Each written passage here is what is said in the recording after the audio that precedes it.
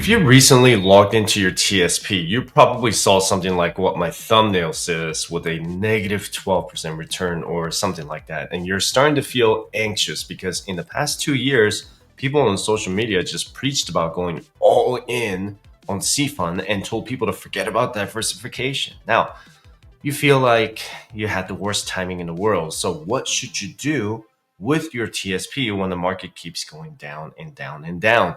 Is the C fund still the best option, like many people say? Or is it time to diversify just a little bit more? But first, I want to show you this because this is probably the funniest comment I got from one of my TSP videos several months ago. And it says, I'll make this simple. F fund is F out of here fund.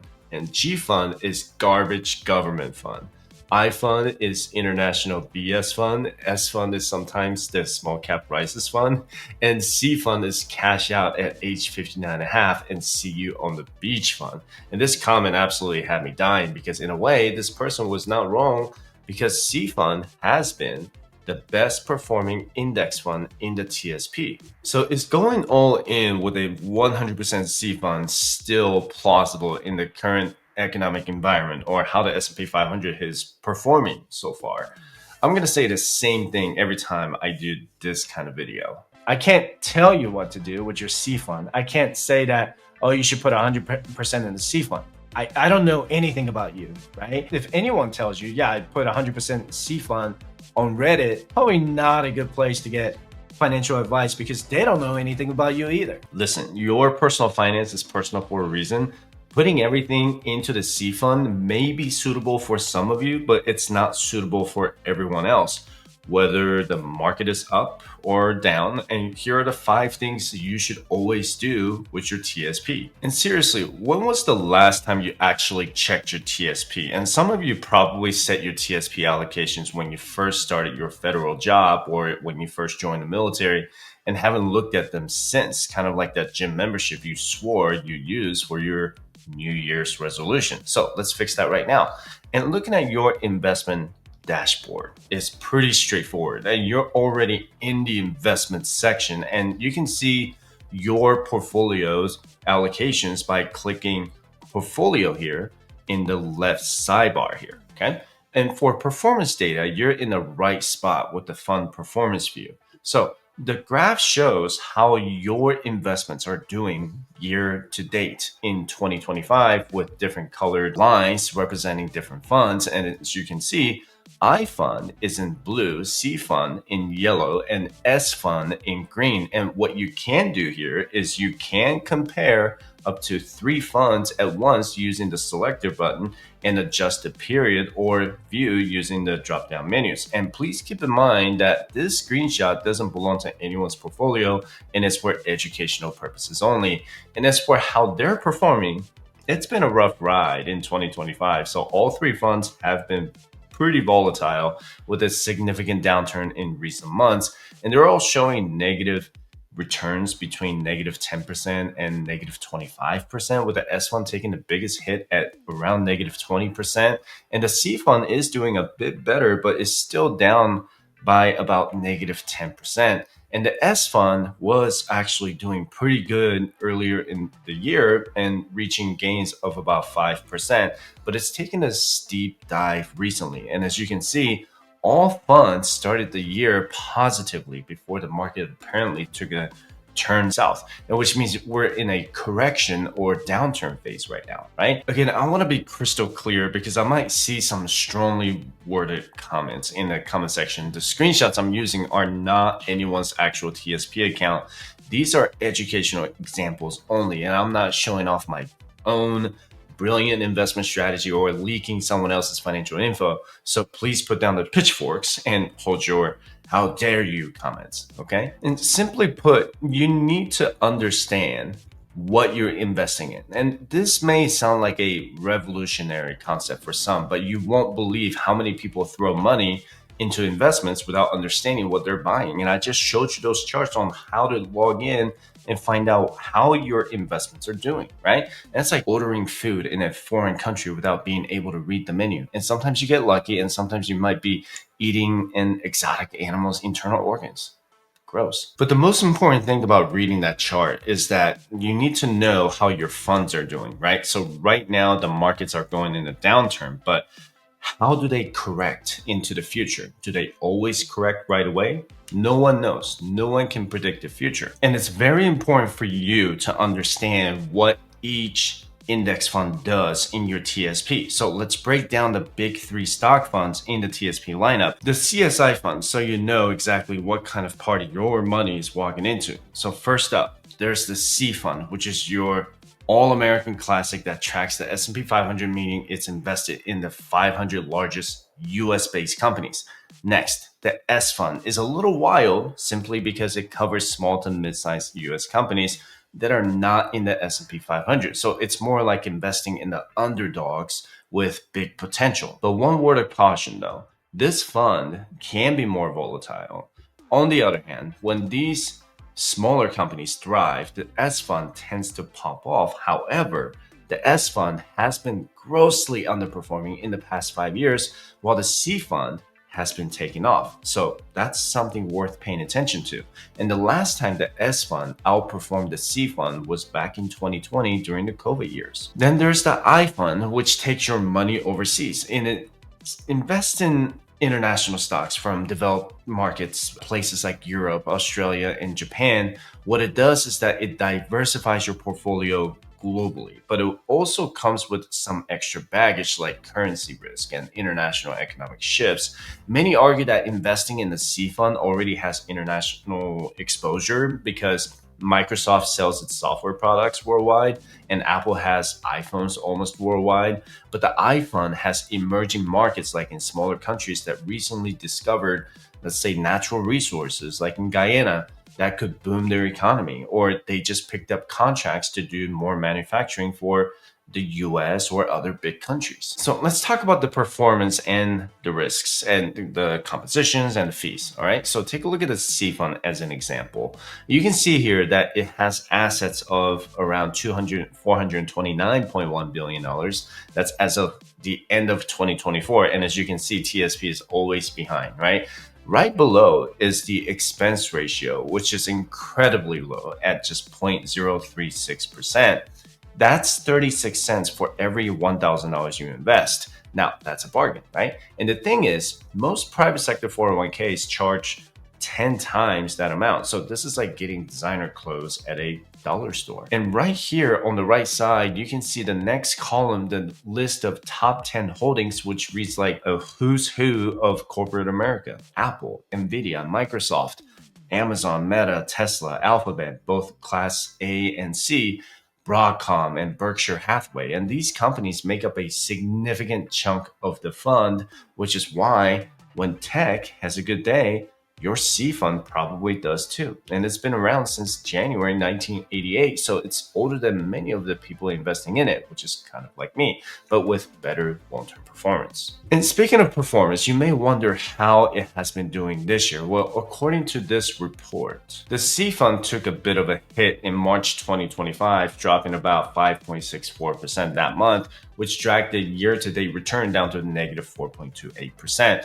Not great, right? But don't panic just yet. If you take a step back and look at the bigger picture, things start to look a whole lot better. Over the past 12 months, the C fund is actually up 8.2%. So yeah, even with the recent dip, it is still holding its own. And here's where it really shines. When you zoom out and look at the long-term numbers, over the last 3 years, it's averaged a return of 9.02% annually. Over 5 years, a solid 18.56%. And if you've been in it for the long haul, say 10 years, you're looking at an average of 12.48% a year. That's some strong, consistent growth. Sure, the market has its ups and downs, but the C fund has proven it knows how to weather the storm and come out even stronger. Now, here's the part where you can get tactical, and you see that at the top where it says change investments button at the top of your TSP page, and click on that bad boy and you'll be taken to a page where you can adjust your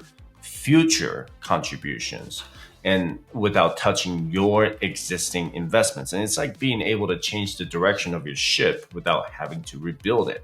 And here's the thing, most people think having a market downturn equates to universally bad news, but that's not always the case. Those savvy investors with strategic mindsets, they recognize this as a buying opportunity to increase their contributions to funds that have taken a beating. In other words, they see this as their favorite store having a massive sale. So instead of running away scared, they're loading up their shopping carts. And if you've been watching my videos, you know I often bring up Warren Buffett's famous quote about being greedy when others are fearful. And this is exactly what he's been talking about.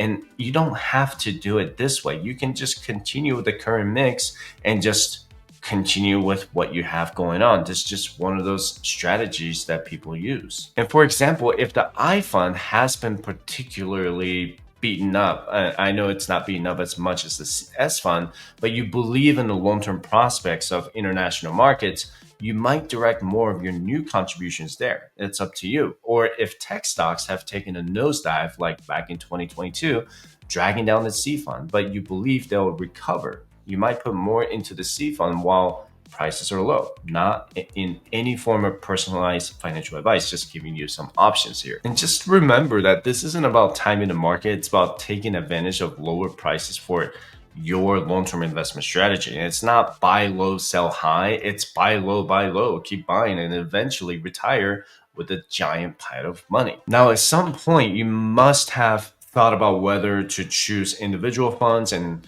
target date retirement funds. And this is like choosing between building your own custom PC or buying one pre-configured. And both can work great, but they suit different people. And if you're the type of investor who can't actively manage your investments, then the target date funds should be your best bet. And this is where the TSP's lifecycle fund or L funds come in. And these are target date funds that automatically adjust their allocation as you get closer to retirement. Take a look at these three examples, the L2040, L2055, and L2070 funds. And the L2040 fund is designed for those planning to retire around 2040. So it's getting more conservative as that date approaches, right? And as of now, it's still pretty heavy on stocks with about 68% in the C, S, and I funds combined, but it's also got a decent chunk in the more stable G and F funds for safety. As for the L2055 fund, this one is more aggressive since its target date is further out. It's rocking about 82% in stocks and with just a small portion in bonds. This fund reminds you of that friend who's always up for an adventure and taking risks now because there's plenty of time to play it safe later. Now, the L2070 fund is the youngest or the young wild child of the bunch with around 90% in stocks and barely anything in the safer options. It's for those federal employees or military members who are just starting their careers. Maybe they're in their 20s, early 20s, and have decades before retirement.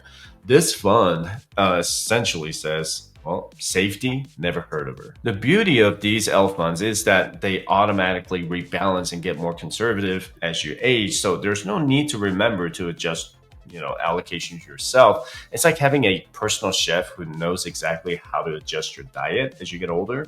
And for many busy feds or service members who don't want to actively manage their TSP, these funds are a fantastic option. Now, we all know that markets don't move in unison, and some sectors and areas will outperform others, which over time can throw your desired allocation out of whack. So what happens is during a bull market year, stock funds might grow so much that they become a larger percentage of your portfolio than you intended. Maybe your C fund has gotten too heavy, or maybe your S fund, or maybe your I fund.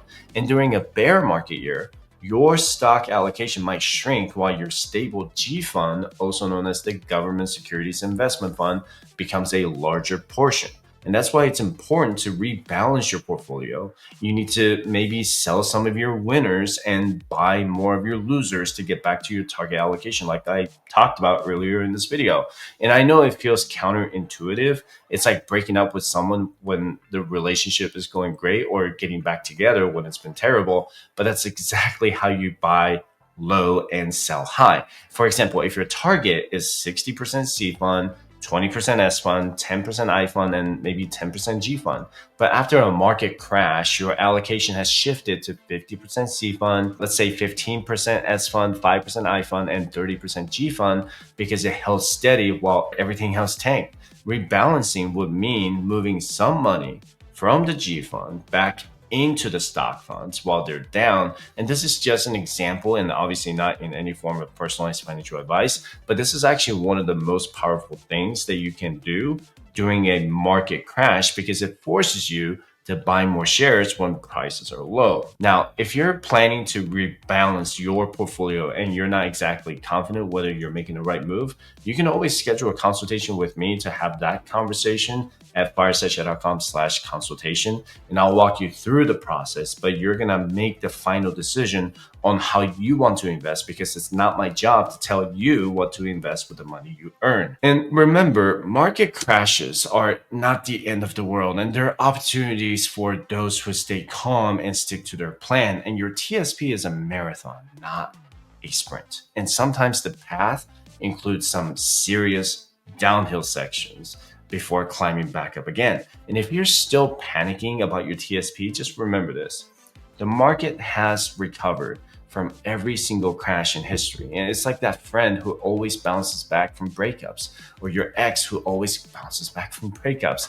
A little drama, a lot of tears, but eventually gets back on their feet and better than ever. Maybe that was a terrible comparison. So what are you doing with your TSP? C fund or a mix of everything else, or maybe in the life cycle fund? And this has been another beast of a video, and I hope you got a lot out of it.